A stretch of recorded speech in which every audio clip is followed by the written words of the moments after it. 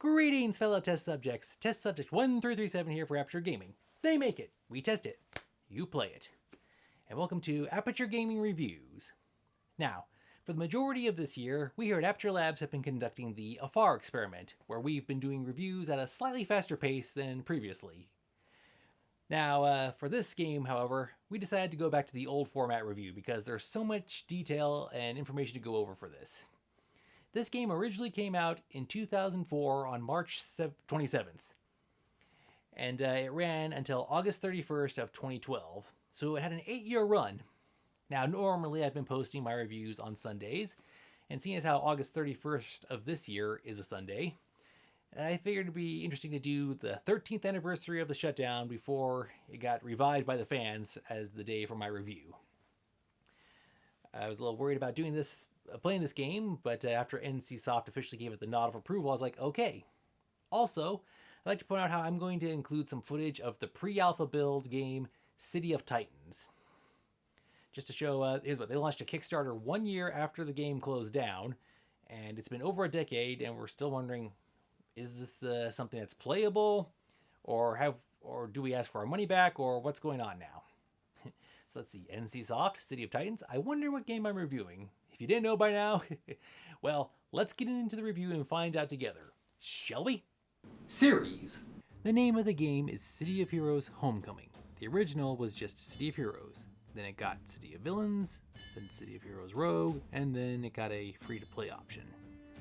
After the closing of the game, we got a couple of other options.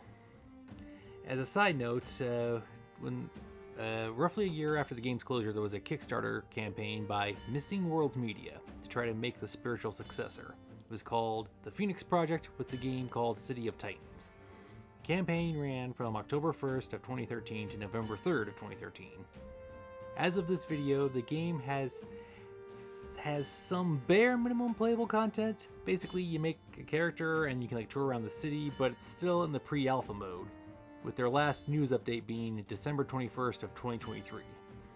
I've checked the messages and it seems like this project has stopped, so I'll be doing some checks and I may have to contact them shortly about trying to get my money refunded. Of the two games available now, one is City of Heroes Freedom and the other is City of Heroes Homecoming. They are the revivals of the City of franchise. Now, both have their differences, but the biggest one being that City of Heroes Homecoming has been given the official nod of approval for it to be hosted by the fans.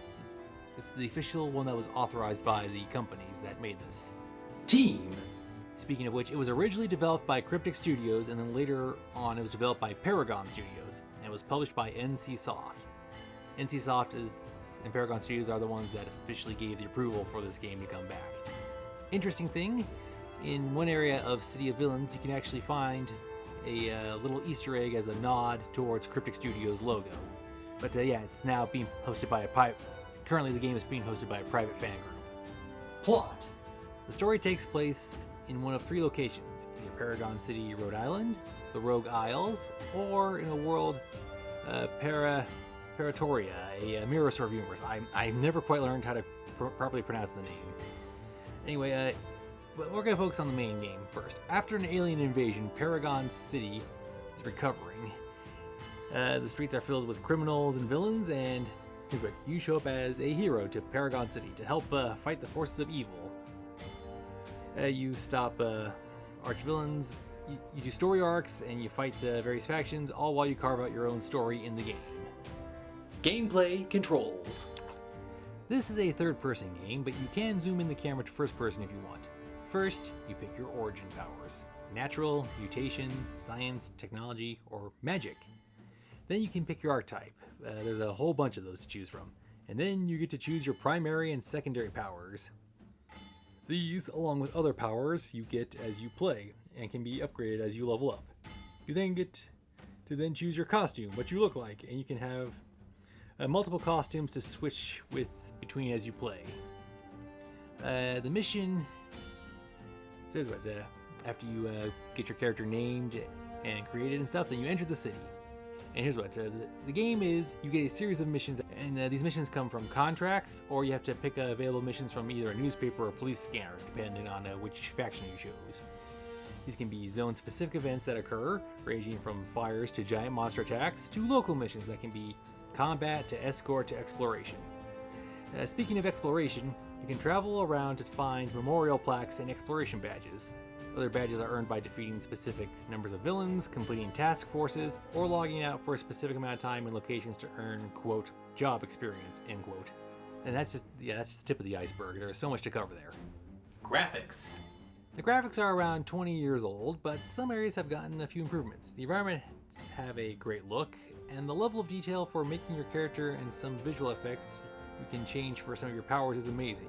In fact, it was even complimented by Yahtzee in his DC Online game review he did a while ago. The game is going for the look and feel of a comic book, even with some speech bubbles when you talk. It may be old, but the nostalgia is still working for me, and it's still going. Audio. The audio has, it's a good variety. The music is memorable, and when you travel from one location to another, you get to hear a different soundtrack. The atmosphere of music depends on the mission and what environment it is. Like if you're doing something outside, it doesn't change much, but if you're like in an office building, or if you're in an underground cavern, or if you're in an abandoned factory, it changes. You also get all the different sound effects for your powers, the powers of your foes, and the effects of using abilities to help in combat or recovery. The original game had limited vocal dialogue, but I think that helps you with how you think the characters should sound and talk. But yeah, I've did some other playing, but there is still some. It's still limited, but you still get some audio parts here and there of actual spoken dialogue. And with the modern technology to do group chats, this could also work in your favor. Multiplayer. This game is an MMORPG. Depending on your build type, it can be single player, but some features of the game you have to do multiplayer. Sometimes as a team of 2 or 3, or up to a full 8, or several groups of players all working towards a specific goal. Yeah, trust me, there are some things that require like all hands on deck. DLC.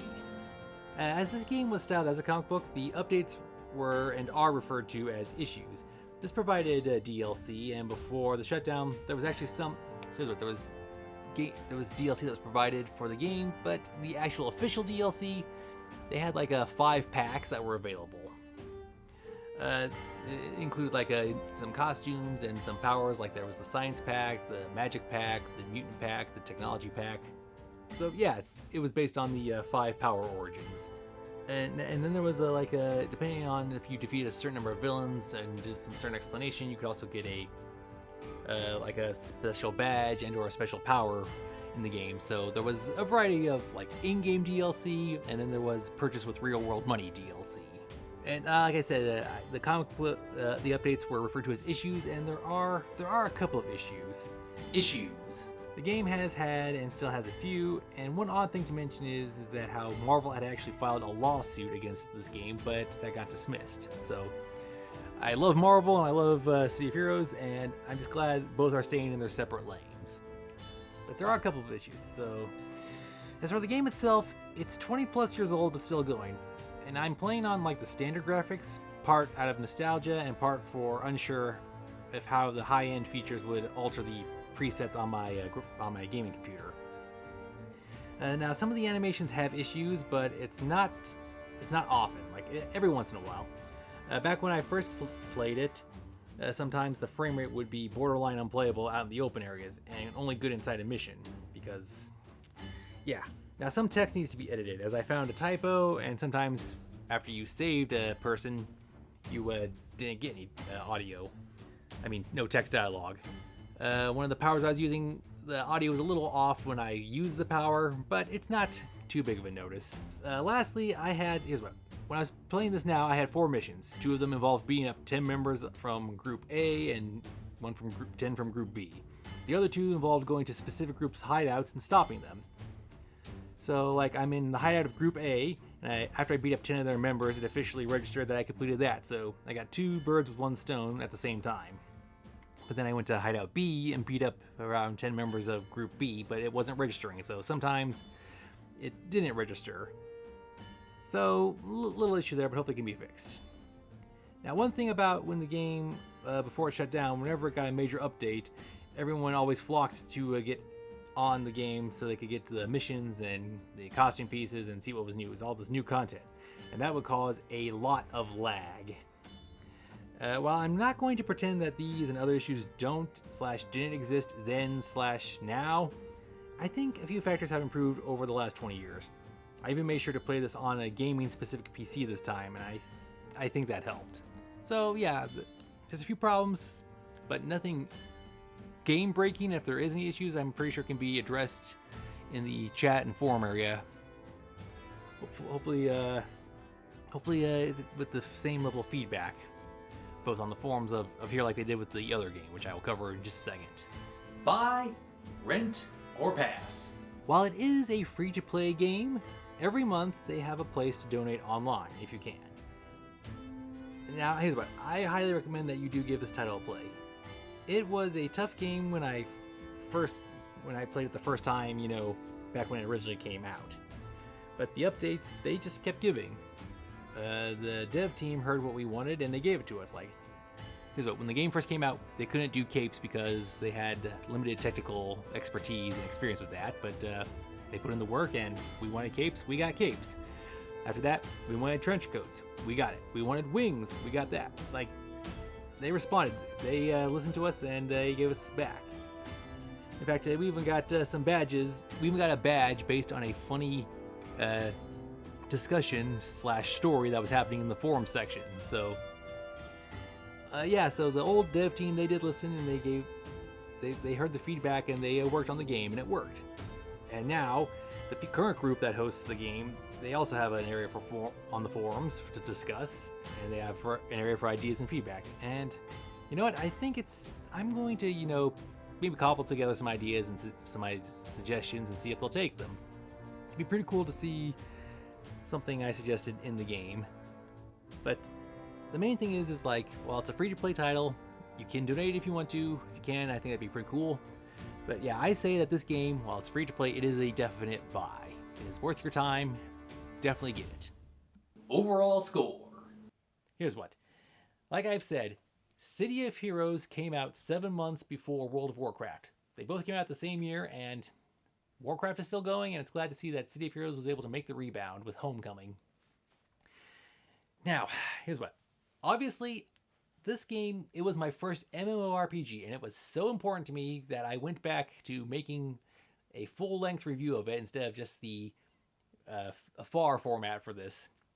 Also, there's just so much that if I tried to cram in everything to talk about this game, this video would be like maybe 2 or 3 times as long. But clearly, I enjoy it.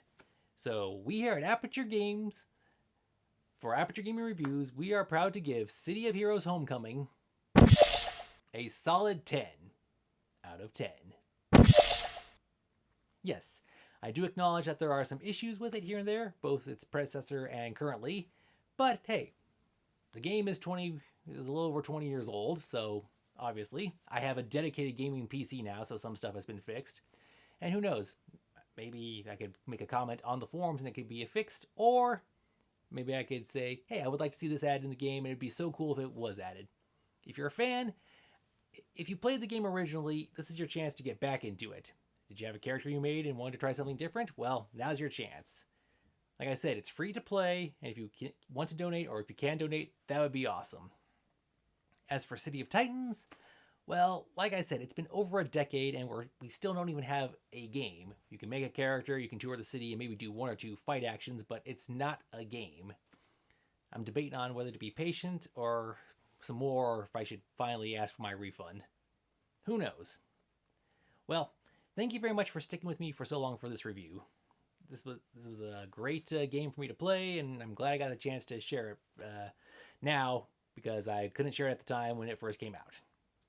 Well, that's all the time we have for this episode. Until next time, this has been Test Subject 1337 for Aperture Gaming Reviews. Until next time, thank you very much, game on, and have a nice day. Please be sure to like, comment, share, and subscribe. Thank you for watching.